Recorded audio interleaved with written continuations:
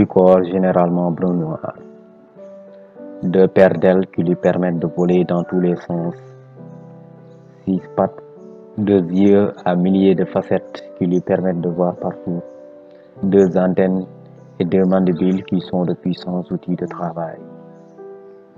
Voici une description sommaire d'un petit animal que vous aurez peut-être reconnu, l'abeille. L'insecte faiseur de cette substance liquide sirupleuse et sucrée de couleur ambrée, le miel.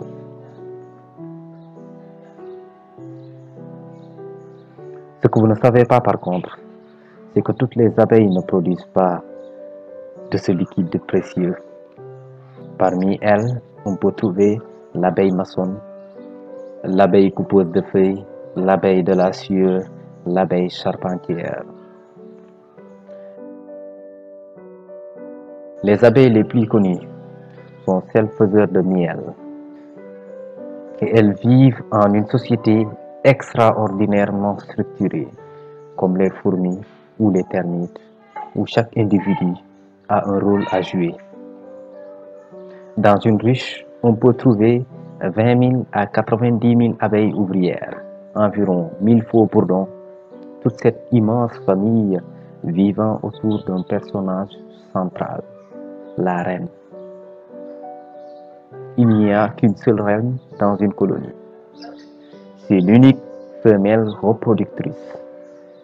Sa seule mission, c'est de pondre et parfois jusqu'à 2000 à 3000 œufs par jour. Elle est facilement reconnaissable car elle a un abdomen plus long. Elle mesure 1,8 cm. Elle est bien plus grande que les autres abeilles. Les faux-bourdons sont les mâles de la colonie. Ils ont un abdomen large et ont le rôle de féconder la reine. Les élus vont payer de leur vie cet acte d'amour. Ils meurent juste après la fécondation. Les ouvrières sont les plus nombreuses dans la ruche. De sa naissance à sa mort, une ouvrière est une travailleuse infatigable. Tout au cours de sa vie, elle aura à accomplir plusieurs tâches, dont la dernière est le rôle de butineuse.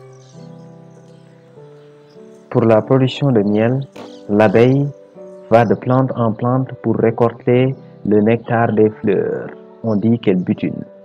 Le nectar est un jus sucré que l'abeille aspire dans le cœur de la fleur avec sa petite trompe. Il constitue la matière première du miel.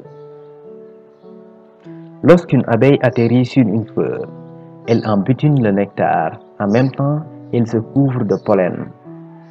Le pollen est une substance très fine, constituée de grains microscopiques qui est produite dans l'antère, partie terminale de l'étamine.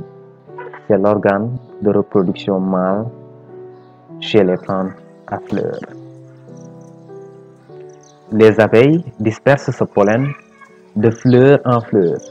C'est ainsi que le styrule mâle contenu dans les fleurs se dépose sur les organes femelles de la même espèce. L'ensemble de ces organes femelles sont appelés pistils. Ce phénomène se nomme la pollinisation. C'est-à-dire que pour que le manguier ait des mangues, l'oranger des oranges, pour qu'il y ait des tomates du gombo, il faut qu'il y ait pollinisation. Pour être plus explicite, ce qui se passe chez les hommes pour avoir des enfants, ce qui se passe chez les animaux pour avoir des petits, la même chose se passe chez les plantes pour avoir des fruits.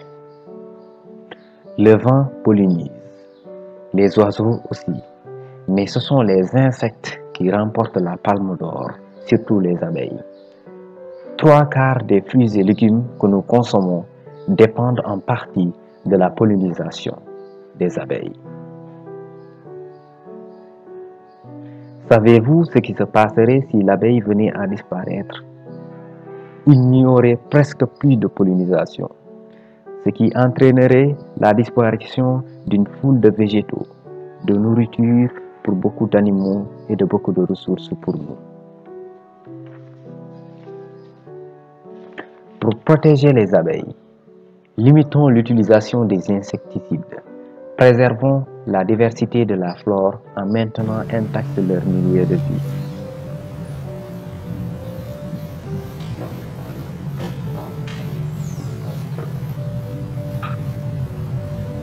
Si d'aventure, il vous arrive de voir un insecte, que ce soit une mouche, une sauterelle, une abeille, butiner les fleurs de votre manguier, oranger ou une quelconque plante à fleurs, ne le cherchez pas. Dites-vous qu'il travaille pour vous, inconsciemment certes, mais il travaille vraiment pour vous. Ou plutôt, faites mieux. Arrêtez-vous un petit instant et observez consciemment l'extraordinaire phénomène qui est en train de se dérouler devant vous.